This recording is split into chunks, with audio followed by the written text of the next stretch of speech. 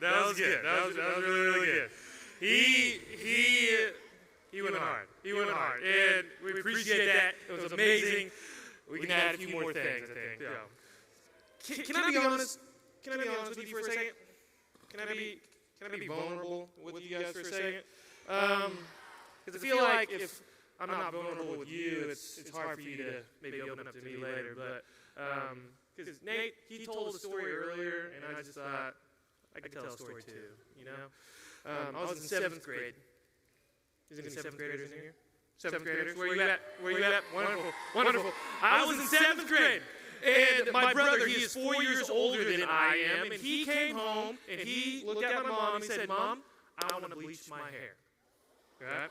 He said, I want to bleach my hair blonde. And here's the thing you need to know about me and my family. Right?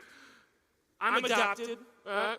My brother's adopted, and so we do not have the same skin complexion, okay? And so his hairstyle is different than my hairstyle, and he was like, hey, I want to bleach my hair, and as a younger brother, right, 7th grade, I was like, I want to be like Big Bro, right? So, Mom, I want to bleach my hair too, okay? And she's like, Evan, that's probably not a great idea. I was like, I don't care. I want to be like Bro. He's got me. Like, whatever he does, I do. Right? Wherever he goes, I go. So, do your thing, right? So she did his hair first, right? And she got it all done, did up, got it out, and it was like, looks great. It actually kind of looked like this, really. Kind of looked like that, all right? That's my brother, right? So that's what he was looking like, right? And so she gets to me, she puts the bleach in my hair, starts washing it off, and she just looks at me and it's like, babe, I love you. Just know that, right? And I was like, what? What's wrong? And she's like, don't, like, I tried, okay? I really, really tried, so don't hate me. Thank the maker that there's no, like, photo evidence of what happened, all right? Trust me. My brother looked, okay? So he wanted to use it against me, okay? And there was like this one photo, like at the youth group, like I was eating at Golden Corral with my grandma, and like it was crazy, right? But I can't show you exactly, but I can show you kind of what it looked like, and it looked like that. So, looked like this. I wish I was joking. And I love Dennis Rodman. If you don't know who Dennis Rodman is, one of the greatest rebounders of all time, okay? Yeah, all right? But that's not what I was going for. Lucas, go back to your original photo, all right? Like, that's what I was going for, but this is what I got, right? And I was ashamed, I was embarrassed, and as a 7th grade, like, kid, Evan, I was in tears because literally the next day was youth group, and I didn't want her to see me looking like that, okay? Because I needed to impress people, not people, like, making fun of me because I looked like a cheetah or something, okay? But I was crying, I was, like, in the bathroom, like, Mom, I don't want to come out. She's like, Evan, calm down, it's okay. And I was like, no! Can you go to Walmart and get something to counteract this? And she's like, because I love you, yes, I will. And so she went to Walmart at 10:30 at night to get some hair dye ointment thing. And she came back and she put it in my hair. It actually made it worse, okay? Right? It actually made it worse. And it wasn't like a bleach blonde, it was like a burnt orange after that, okay? And I was like, after that, I was like, Mom, just cut it off, okay? I'm just going to cut my losses, get rid of it. I don't like it. I can't go out in public with this. If I go out in public, I will never come back alive because people are just going to eat me alive, okay? They're just going to make fun of me, and it's going to be the worst. And as moms do, right? And as dads do, it was really my dad, actually. He came, he heard me crying and making a big, just fit about everything. He's like, son, there's consequences to your actions. You got to keep it.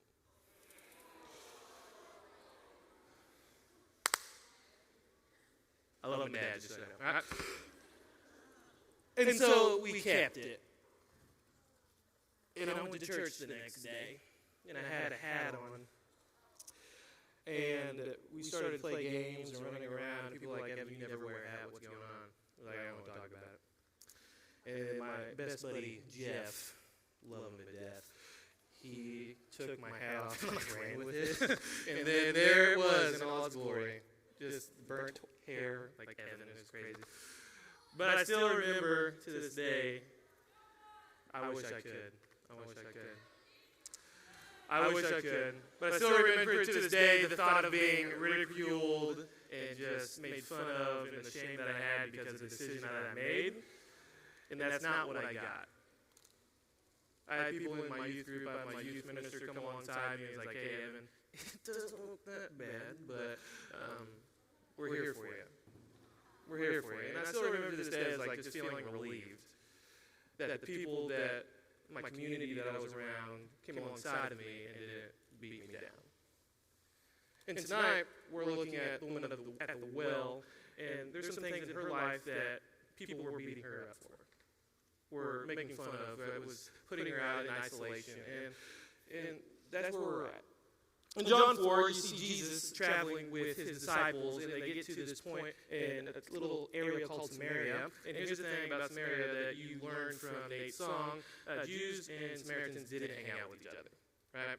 They did not hang out with each other. Like, I like to think of it as like this, like the Harry Potter fans in the room. Harry Potter fans, yeah. I like to think about it like this, like muggles, right? Muggles and like purebloods, right? Like they don't mess with each other. Purebloods just thought they were better than them, and they didn't interact with each other because they two different worlds.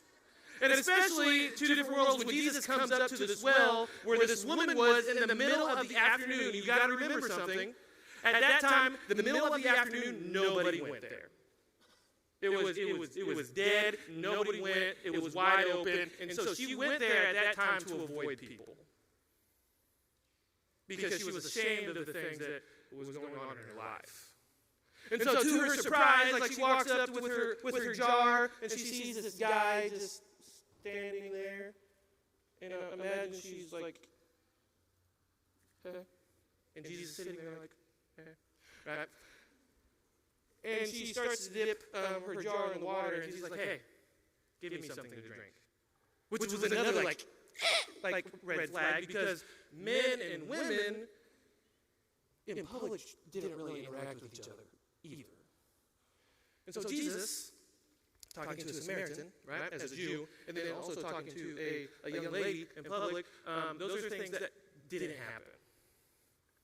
And we see Jesus breaking down barriers. And he asks this woman for a drink, and this is what she's like, why should, you're a Jew, I'm a Samaritan, why are you asking me for a drink of water? Right?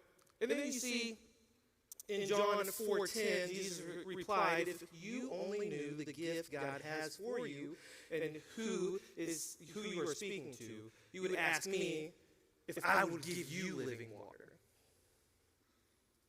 And she's like, oh, okay. Like this living water? Like, yeah. Like, that sounds great. Like, yes, please. I'll take some of that. I'd love some of that. And Jesus replied, anyone who drinks this water will soon become thirsty again, the water that she's getting out of the well, right? But those who drink the water I give will never be thirsty again. It becomes a fresh bubbling spring within them, giving them eternal life. Please, sir, the woman said, give me this water. Then I will never be thirsty again, and I won't have to come back here to get the water. She's like, yes, please. This eternal life, this water, I need it. I need it. But here's the thing. The next part, Jesus gets down to the nitty-gritty. He asks her, hey, okay, go get your husband, and we'll share. And I can imagine when he asked that question, her head went down in shame. Because she didn't have just one husband, she was with multiple guys. And Jesus knew that, so he asked her anyway, but here's the thing, Jesus wanted to get down to the hurt and to the shame. Because that's what Jesus wants to do with us. I don't know what we're hiding. I don't know what we're trying to avoid when we're around people, but there is always something in our lives that we are ashamed of and that is hurting us. And we do our best to try to hide that. And then let's Let's be honest, a lot of us are good at hide and seek. But that's the parts that Jesus wants. That's the part that Jesus wants to see and to be with and to heal and restore. At the very end of the interaction with each other, with these two people, and after Jesus talked about how this living water that she has will give eternal life, and the woman left everything when she heard the gospel. She left everything that she was there with. In John 28 through 30, it says this: the woman left the water in the jar beside at the well and ran back to the village to tell everyone, "Come and see a man who told me everything I ever did." Could he possibly be the Messiah? So the people came streaming from the village to see. Guys, I don't know what is going on in your life. And I don't know where things are going. But I do know that we have a God who loves us so much that he sent his son, Jesus Christ, to die for us messy people. And all we have to do is say, hey, I need you. And the gift of Jesus Christ is yours. And all of us can relate to this young lady in the Bible. All of us can relate to feeling unworthy or unimportant or not measuring up to what other people think we should be at. But I do know that that's who Jesus wants. He chose you. He loves you. And he died for you. That's good news, am I right? Come on. Yeah, that's good news. Right? And so, right now, let's see where Mallory and Richie left off.